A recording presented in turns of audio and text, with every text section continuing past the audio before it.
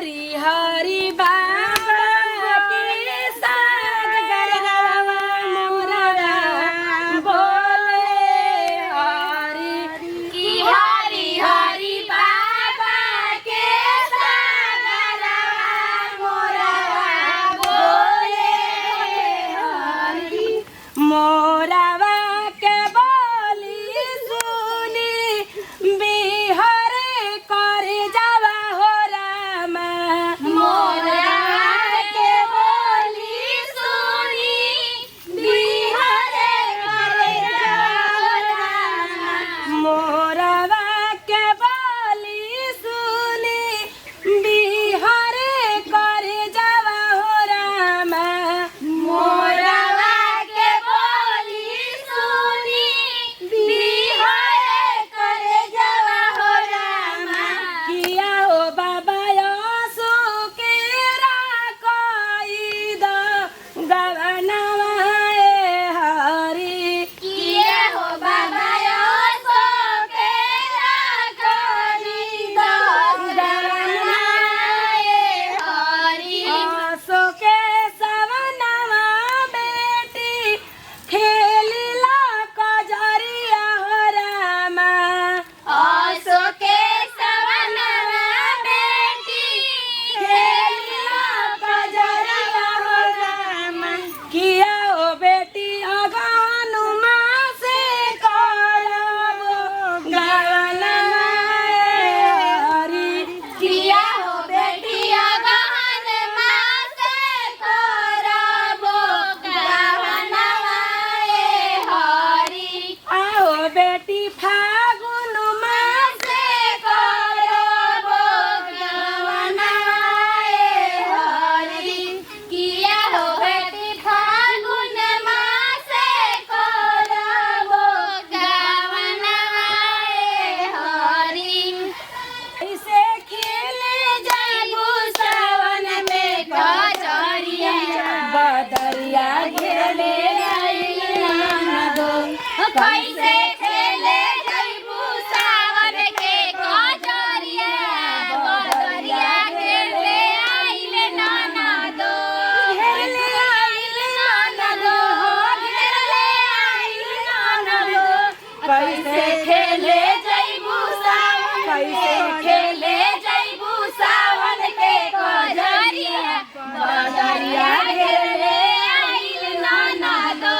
कैसे खेले जाबू सावन में कजरिया बदरिया घेरले आइले नाना दो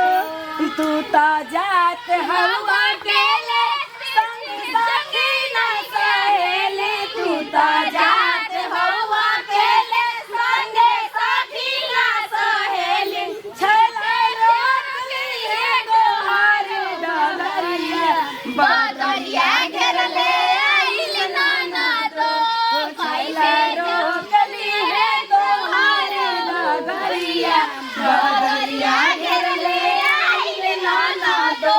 जब तू बोलेलू तू बोली भौजी लागे दिल में गोली जब तू बोलेलू तू बोली दिल में लागे भौजी गोली भौजी काहे करलू हमर नगरिया डगरिया घेरले आइले नाना दो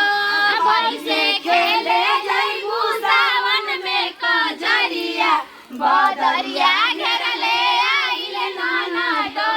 कैसे खेले जाबू सावन में कजरिया बदरिया घेरले आइले नाना दो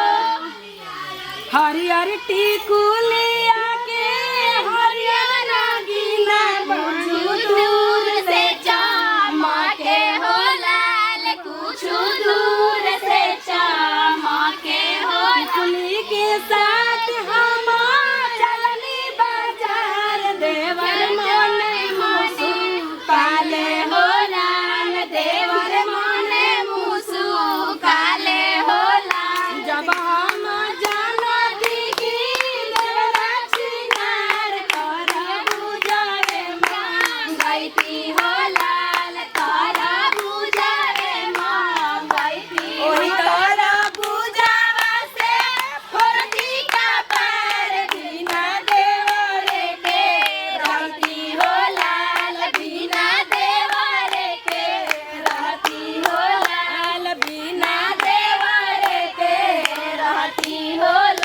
एगो ही रह जा किया कोइले गंगा जी में बाढ़ राजा जी हमारा मन करे छोड़े के हार राजा जी हमारा मन करे छोड़े के हार राजा जी अरे तोरी भी दाए गइले मिसी भी दाए गइले तोरी भी दाए गइले तीसी भी दाए गइले नाना दो जवान राजा जी हर जवान राजा जी हमरा मन करे छोड़े के ठार राजा जी हमरा मन करे छोड़े के ठार राजा जी हमरा मन करे छोड़े के ठार हरियर टिकुलिया लहरदार हमले सकले बानी हरियर टिकुलिया लहरदार हमले सकले बानी रे टिकुलिया पतिन जना के रखले बानी रे टिकुलिया पचार जना के रखले बानी पुलिस दारोगा टिकुली सकले बानी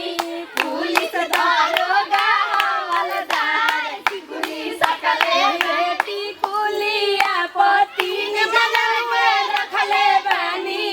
रे टिकुलिया पतिन जना रखले बानी ननद के भैया ननदैया टिकुली सकले बानी ननद के भैया ननदैया टिकुली सर बहनैया ननदैया टिकुली सकले बानी